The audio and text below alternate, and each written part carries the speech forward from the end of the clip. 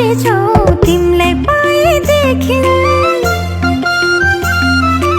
आज तिमीलाई अन्न खुवाउने यो हो शुभ दिन।